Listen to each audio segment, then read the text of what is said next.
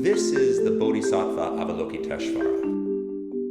Avalokiteshvara, it means in Sanskrit the perceiver of the world sounds. Now, by the perceiver of the world sounds, what that means is that the Bodhisattva is one who hears the cries of the needy when they are imperiled by anything out in the world. Here, the Bodhisattva is represented in a grotto. And you can tell that it's a grotto because they're seated on a natural stone platform of rough-hewn rock, and you can see hanging stalactites over the Bodhisattva's head. Now, that grotto is also associated with water. You can see that there's a flowing stream or some sort of water rushing along just below the stone terrace upon which the Bodhisattva is seated.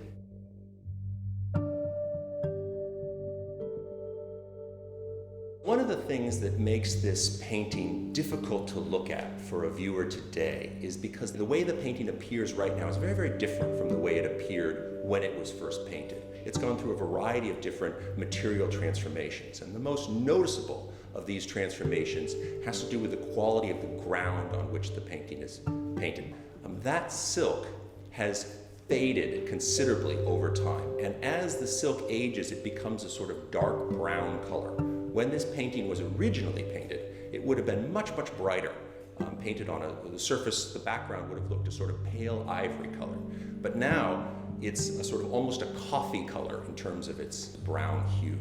And that makes it very hard to see what were originally the very sharp, contrastive colors that were on its surface.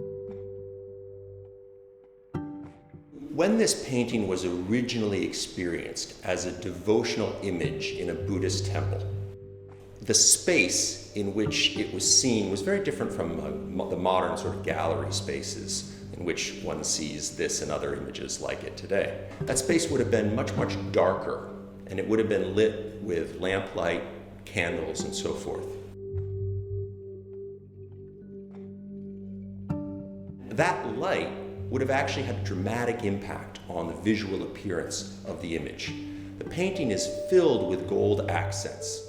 The diaphanous outer garment around the Bodhisattva has very, very detailed, ornate golden patterns across his surface. Now, all of those gold accents in a darkened space would have captured the light, picked up the light, and reflected it back into space.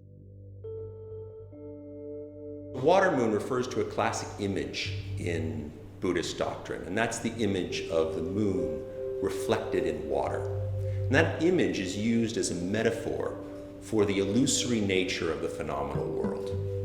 One way of thinking about it is that the world is constantly in the process of unbecoming.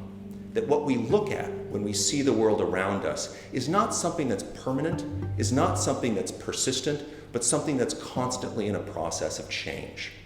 And trying to cling to something that's constantly in the process of changing, the surest sense that you will lose your way on the path to enlightenment. And so instead of that, one should remember that, in fact, this phenomenal world that we see all around us is an illusion.